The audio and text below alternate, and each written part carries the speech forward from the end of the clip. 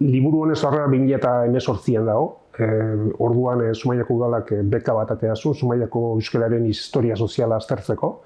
Aurkeztu nintzen, interesatzen zitzean gaia, eta aurkeztu nintzen, eta liburu hau da lan ura. Orduan egin nuen lan ura, urte terdian egin nuen lan ura, hau da emaitza. Egon da 2008an entregatu nuen lana, eta ordutik egon da gordeta, esango nuke, ez da argitaratu, eta baina aukera sortu da, Zumaiako udalai eta Euskaltzaindiai esker, eta hau da emaitza.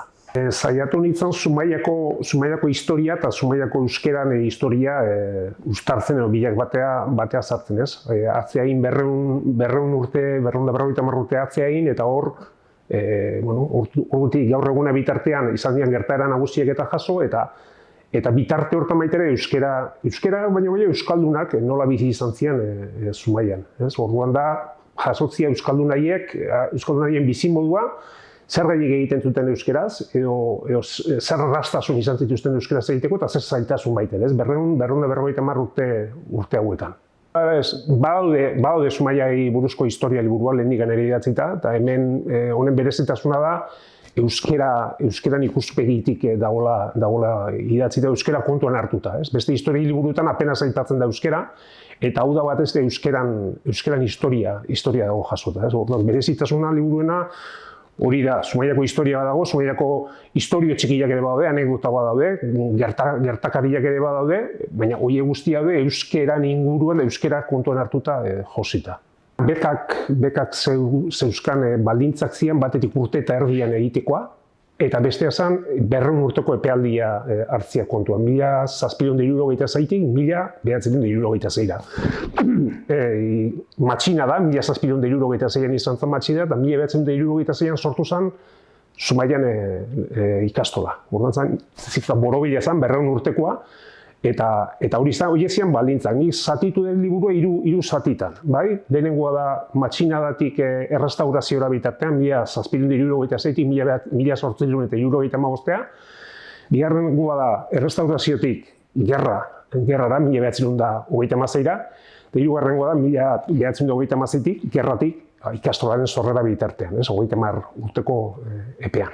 Nik ezagun ondorio da Zumaian euskera nagusi izan zala, 18. mendian eta 19. mendian ia osoik, eta gero pixka 19. mendian bukaeran euskera gaztelania jaten hasi zitzaiola terrenoa edo azpia edo garrantzia galtzen juntzala euskera eta nagusitasuna hartzen gaztelania. Hasieran Zumaiarrak bizi ziren euskeraz, oso gutxi zekiten gaztelaniaz, oso gutxi ziren elebidunak.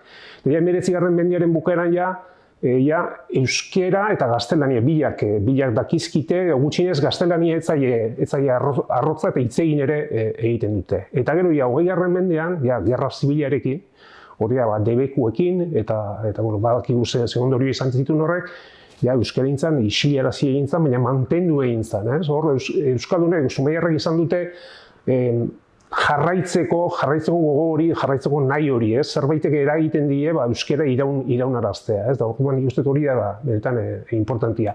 Zailtasun guztien aurrian ere, euskarak iraun indu eta guai euskara hemen, garai baten euskara bultzatu, euskara mantendu eta euskara landu zutelako beste batzuek, ez?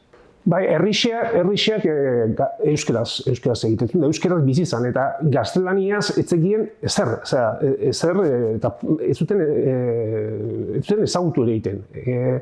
Gaztelaniaz egiten, dirudunek, boteredunek, administrazio lan egiten zutenek, notarioek edo politikariek, ez? Baina beste herrixeak gaztelania usaindu ere egiten, ez egiten, hori ikusten da, dokumentazioan ikusten da, ez?